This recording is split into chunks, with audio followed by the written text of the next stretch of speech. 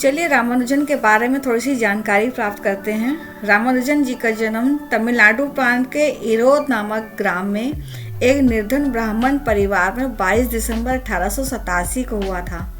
इनकी माता का नाम कोमलतामल और पिता का नाम श्रीनिवास अयंगर था।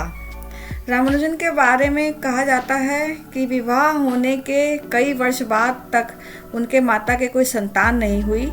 इससे वह हमेशा चिंतित रहती थी। अपनी पुत्री को चिंता में देखकर रामानुजन के नाना ने नामक्कल गांव में जाकर वहां की नामगिरी देवी की आराधना की और उसी के फलस्वरूप ही श्रीनिवास रामानुजन का जन्म हुआ था।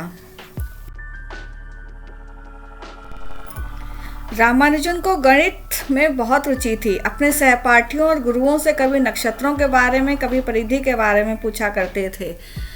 कभी कभी वो उटपटांग क्वेश्चंस भी बहुत पूछते थे, अपने टीचर्स से पूछते थे, जैसे संसार का पहला पुरुष कौन था, पृथ्वी और बादल के बीच में कितनी दूरी है। इस तरह के प्रश्न पूछते थे कि टीचर्स भी परेशान हो जाते थे।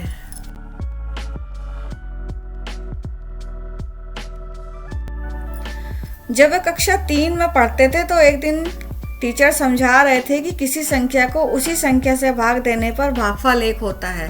जैसे 4 को 4 से भाग करेंगे तो 1 आएगा, 15 को 15 से भाग करेंगे तो 1 आएगा।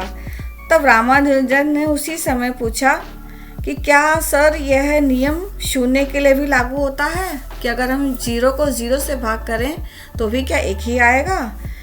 तो इस सवाल का जवाब अध्यापक के पास नहीं था। रामानुजन गणित में इतने होशियार थे कि इसी कक्षा में उन्होंने बीजगणित की तीनों श्रेणियों, समांतर श्रेणी, गुणोत्तर श्रेणी और हरात्मक श्रेणी, जो कि बच्चे आजकल इंटर की क्लास में पढ़ते हैं, उसको खूब अच्छे से पढ़ लिया था।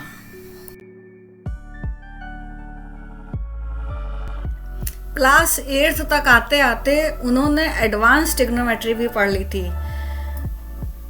बीए के बच्चे उनसे ट्रिग्नोमेट्री की कोचिंग करते थे। वो क्लास 8 में थे और बीए के बच्चों को कोचिंग पढ़ाते थे मैथ्स की। स्कूल के दौरान ही रामानुजन ने कॉलेज लेवल का गणित पढ़ लिया था। वे सवाल को हल करते थे और जब वो कोई सवाल नहीं मिलता था तो खुद ही अपना सवाल ब्लैक बोर्ड पे लिख लेते थे, स्लेट पे लिख लेते थे और उसको सॉल्व करते थे। इससे वो काफ़ी फेमस हो गए थे।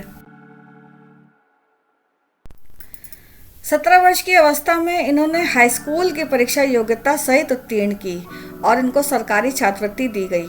परंतु कॉलेज के प्रथम वर्ष तक आते आते ही गणित में इतने खो जाते थे कि इन्हें गणित के सिवा कोई और सब्जेक्ट पढ़ने का टाइम ही नहीं मिलता था।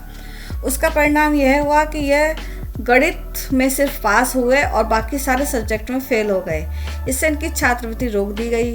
आर्थिक स्थिति खराब होने के कारण इनको विश्वविद्यालय की शिक्षा भी समाप्त करनी पड़ी। रामानुजन 12वीं कक्षा में भी फेल हो गए। उनको विश्वविद्यालय छोड़ना पड़ा। उन दिनों रामानुजन को आर्थिक कठिनाइयों ने परेशान कर दिया था। इस समय इनका विवाह भी कर दिया गया। विवाह होने के बाद इनकी परेशानियां और डबल हो गईं। बड़ी परेशानियों के बाद इनको मद्रास ट्रस्ट में 30 रुपये महीने की नौकरी मिल गई। इसी बीच डॉक्टर वाकर गणित में उनकी दिलचस्पी देखकर बहुत प्रभावित हुए। उनके प्रयत्न से रामानुजन को मद्रास विश्वविद्यालय में 2 वर्ष के लिए 75 रुपये महीने की छात्रवृत्ति मिल गई। इससे आर्थिक चिंताओं से मुक्त होकर इन्होंने अपना सारा समय गणित के अध्ययन में लगा दिया।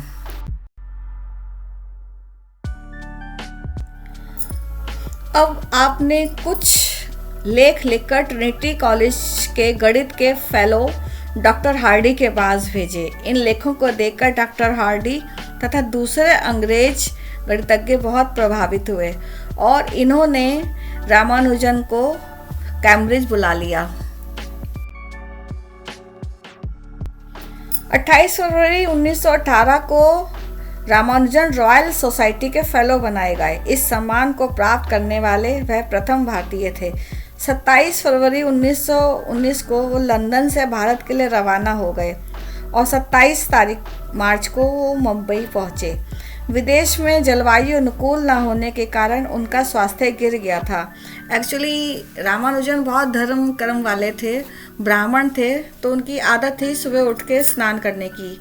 इंग्लैंड में मौसम ठंडा रहता था, लेकिन वो इस चीज़ की परवाह नहीं करते थे और खाना पीना भी उनका अच्छा नहीं हो पाता था क्योंकि वो वेजिटेरियन थे और वहाँ पे नॉनवेज ज़्यादा चलता है, तो उनको मनपसंद का खाना नहीं मिल पाता था।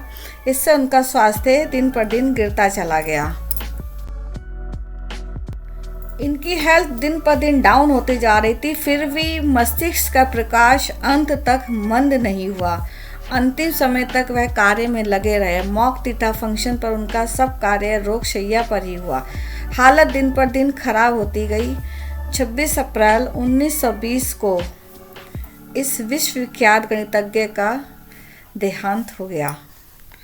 उनके निधन से गणित जगत निर्धन हो गया। रामानुजन कहते थे, गणित के बिना आप कुछ भी नहीं कर सकते। आपके आसपास सब कुछ गणित है, आपके आसपास सब कुछ नंबर ही नंबर हैं। रामानुजन के बारे में एक कहावत है, the man who knows infinity. वाकई सच बात है।